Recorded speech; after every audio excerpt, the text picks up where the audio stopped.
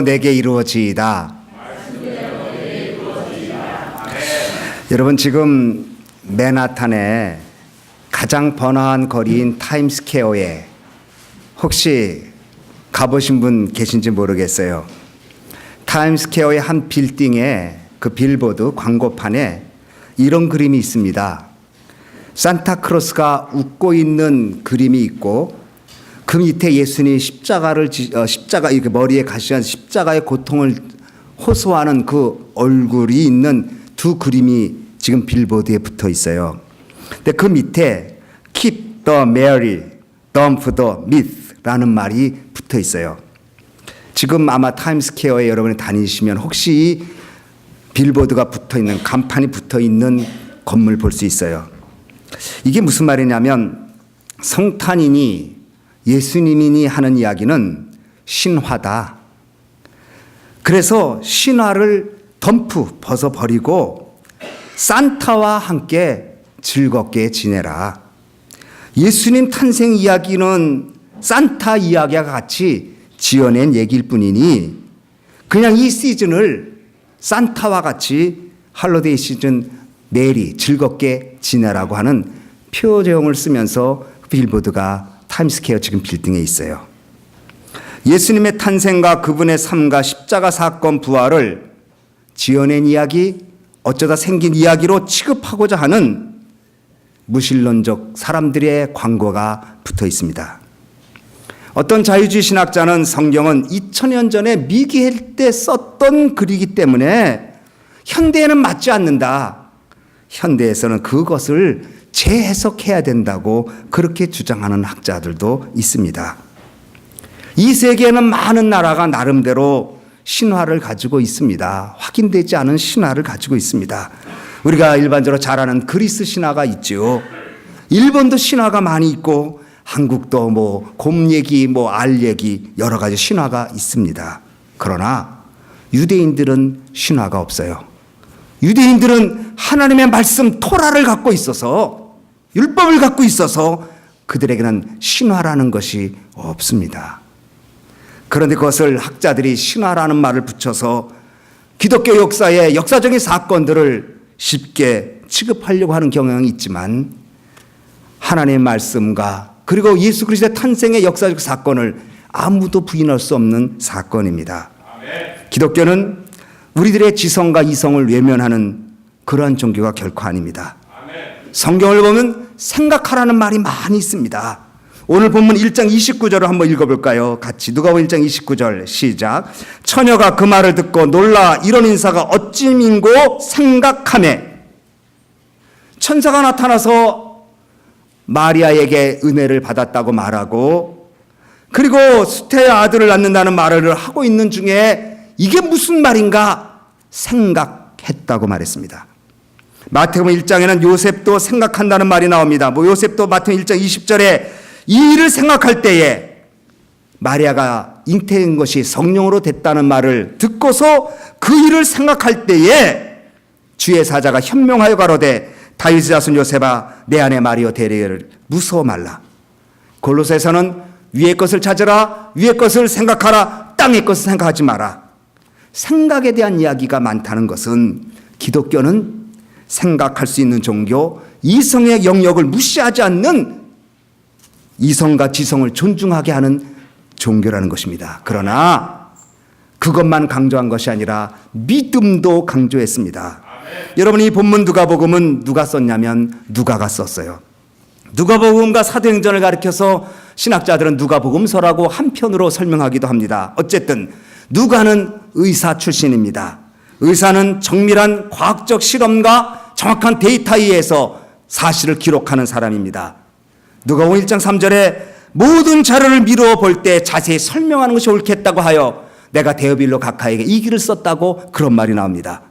모든 자료를 내가 미루어 볼 때 누가복음 1장부터 누가복음 마지막 장까지 기술할 때에 단순히 누가가 어떤 사건을 지어낸 얘기가 아니라 명확한 사건 속에 성령의 감동으로 그것을 기록했다고 그는 언급하고 있습니다.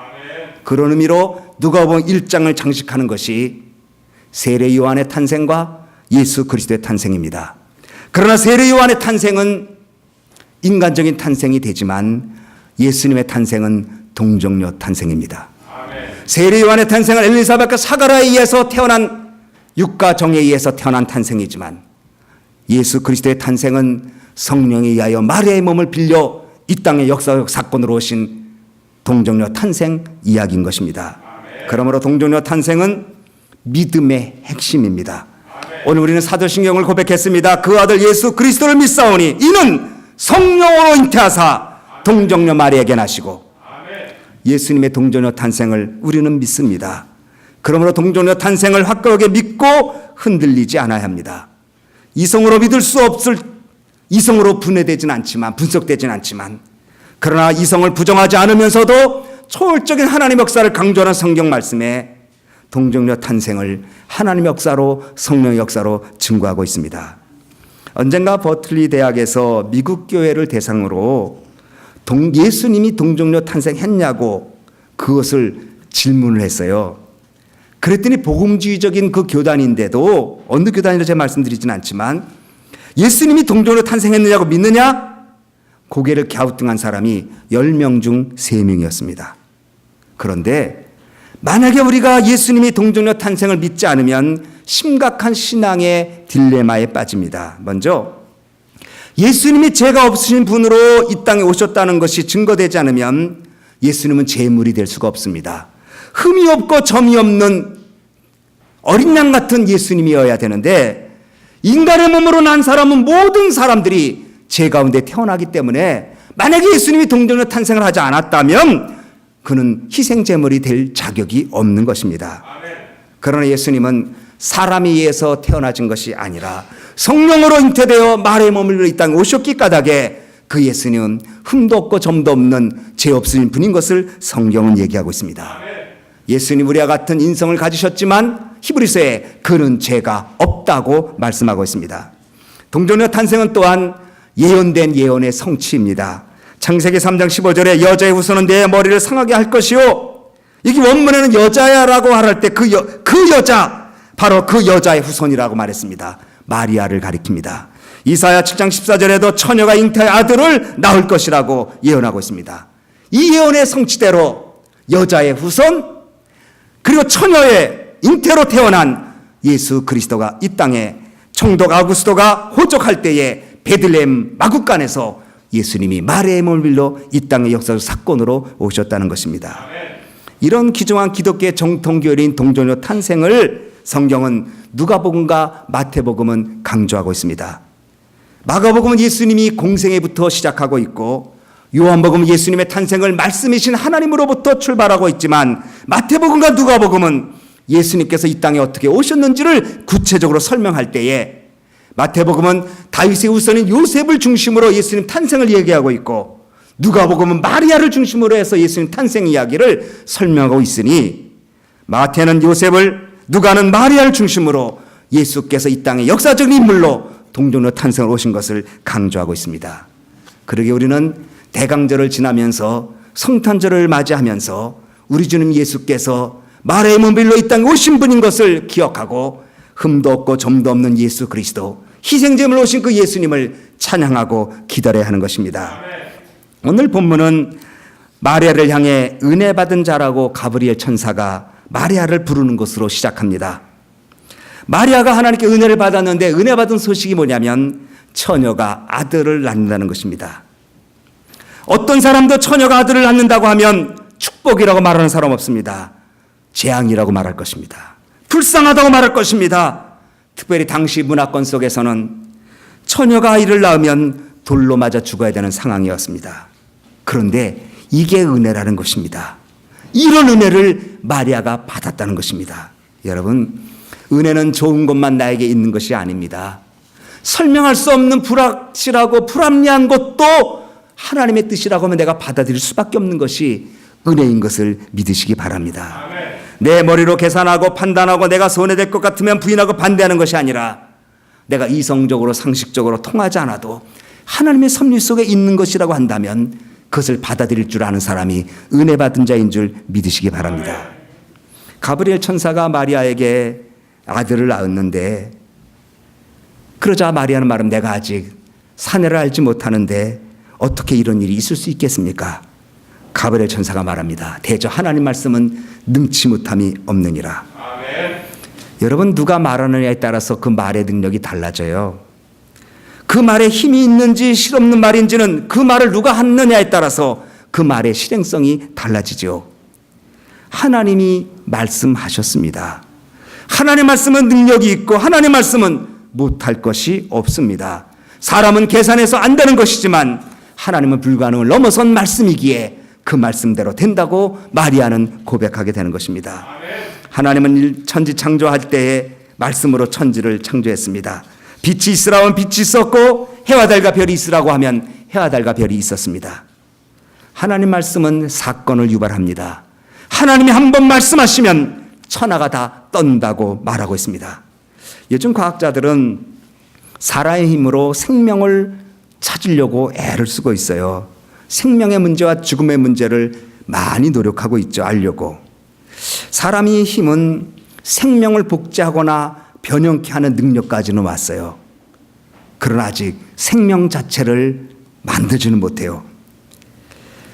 생명 자체를 만드는 일은 인간의 능력 밖의 일이기에 생명을 가진 씨앗을 분석할 수는 있어요. 이 씨앗에 단백질이 얼마가 있고 탄수화물이 얼마가 있고 무기질이 얼마나 있고 영양소가 무엇이다. 분석은 다 해요. 그렇지만은 생명은 못 만들어요. 만약에 씨에서 생명을 만든다고 하면 분석한 자료를 모아서 심으면 싹이 나와야 되는데 분석한 자료를 그대로 모았다고 해도 그 씨는 생명이 없어서 씨를 내지 못합니다. 사람은 분석은 할 수 있어도 생명 자체는 만들지 못하죠. 그러나 하나님은 생명을 만드시는 분이에요. 세포 하나도 살릴 수 없어요. 세포 하나도 생명력 있게 만들지 못해요. 세포에서 세포를 만들 수는 있을지 몰라도 살아있는 생명을 사람은 아직 만들지 못해요. 죽음의 문제도 해결하지 못하고 생명의 문제도 해결할 수 없어요. 하나님만이 하시는 거예요. 그래서 하나님 말씀은 능치 못함이 없느니라. 가브리엘 천사가 말합니다. 그때 마리아가 말씀이 내게 이루어 주시옵소서. 아멘. 정혼한 처녀가 결혼하기 전에 아이를 가졌다는 것은 말씀드린 대로 그에겐 재앙입니다. 그에게는 돌에 맞아 죽는 죽음을 의미합니다. 앞길이 다 막히는 것입니다. 그럼에도 불구하고 마리아는 주의 계집종이오니 말씀대로 내게 이루어 달라고 고백을 하고 있습니다. 아멘. 내게 이루어지다는 말은 저절로 된 수동이 아니라 그 원어의 뜻은 게노이트라는 말인데 간절히 이루어지기를 능동적으로 원한다는 거예요. 그러니까 자기가 생각할 때 엄청난 사건이지만 하나님이 하신다고 하니까 그러세요. 그럼 하나님 뜻대로 하시옵소서라고 자기를 마음을 활짝 열어 그 사건을 받아들이는 것을 말합니다. 전적인 헌신과 말씀에 대한 신뢰입니다. 마리아는 하나님의 말씀에 전능함을 믿었고 그리고 자신은 주의 종이기에 주의 말씀대로 행해야 되는 사명이 있음을 깨달아 기꺼이 자신의 몸을 주님 앞에 드리게 되었습니다. 그때 이 순종은 마리아에게 축복을 주십니다. 마리아에게 주신 축복이 첫 번째가 기쁨입니다. 누가복음 1장 46절을 우리 한번 같이 읽어보겠습니다. 46절 47절 시작. 마리아가 가로되 내 영혼이 주를 찬양하며 내 마음이 하나님 내 구주를 기뻐하였음은. 여러분, 하나님 앞에 우리가 기쁨을 얻기 원하면 순종입니다. 이 기쁨은 내가 잠깐 만족하는 일을 생겨서 기쁨이 아니라 위로부터 내리는 기쁨입니다. 하나님이 주시는 그 기쁨은 내 몸을 기꺼이 들여 순종할 때 얻어지는 것이라는 겁니다. 두 번째, 평안을 주십니다. 은혜 받은 자여 평안할지어다 그랬어요. 참 요즘 평안이 없어요. 요즘 안심할 데가 없어요.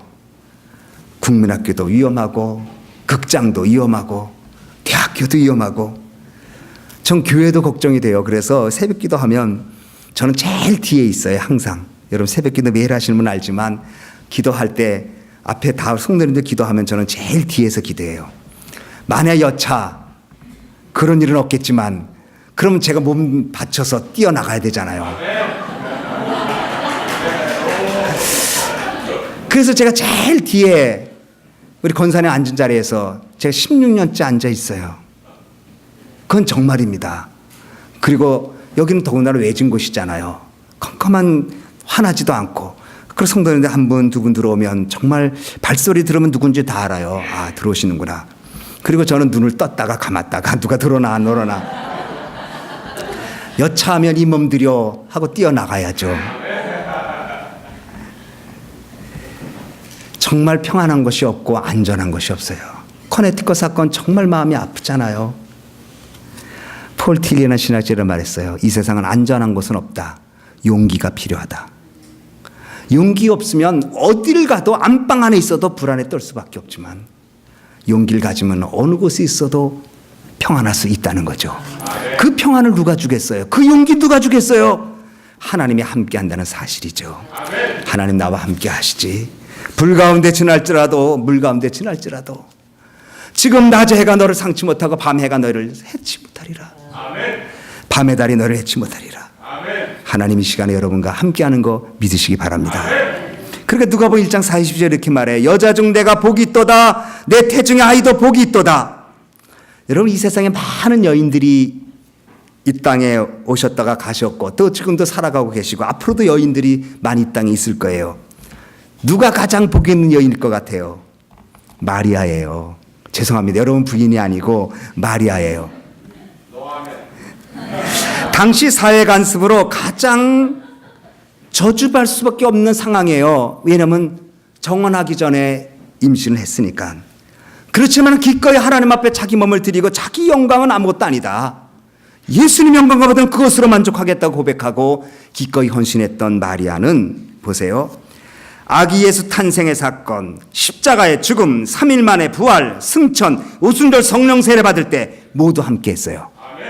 이 세상에 그렇게 한 분은 아무도 없어요. 동방박사는 예수님 탄생만 봤죠. 예수님의 제자들은 공생애 때만 봤죠. 그러나 마리아는 탄생부터 죽음과 승천 한 가지만 못해서 재림만 못 봤어요. 그러니 이분만큼 복 있는 사람이 어디 있겠어요. 이 성경에 나오는 모든 역사 속에 마리아가 함께 있었어요. 바로 그러기에 마리아는 복 있는 여인이라고 성경은 축복해주고 있는 것입니다. 그 축복과 그 평강이 어디서 왔겠어요? 헌신에서 왔어요. 누구든지 가브리의 음성을 들을 수 있을지 몰라요. 그러나 그 음성 듣고 그 은혜가 내 은혜가 아니야. 어떻게 그렇게 불합리한 은혜가 있을 수 있어? 좋은 게 은혜지라고 말했다면 마리아는 마리아가 못됐을 텐데 주의 말씀대로 이루어 주십시오. 내가 부끄러워지고 내가 밟히고 내가 쓰러지고 그래도 예수님이 영광을 받으시고 인류 구원의 역사가 된다면 기꺼이 한 몸 드리겠다고 고백하는 고백 속에 마리아는 평강과 기쁨과 그리고 복 있는 여인이 되었다는 사실은 대강절을 기다리면서 우리 모두가 이러한 믿음을 소유하여 하나님 아버지께 영광 드리는 여러분 되어지기를 주님의 이름으로 축원합니다. 기도하겠습니다. 하나님 아버지 감사합니다. 우리 유아 세례도 받고 그리고 학생들 세례식도 있었고 입교식도 있는 복된 날이었습니다. 특별히 대강절을 기다리면서 대강절 셋째 주일에 하나님 말씀대로 내게 이루어 달라고 고백한 여인처럼 적어도 우리도 예수님을 믿으면 부름 받은 것만이 아니고 십자가를 지고 따를 수 있는 헌신과 은혜가 우리 모두에 있도록 도와주시옵소서. 그래서 이 믿음과 이 신앙 속에 주께 영광이 되고 승리하는 복된 삶 살도록 인도해 주시옵소서. 예수님 이름으로 기도하옵나이다. 아멘.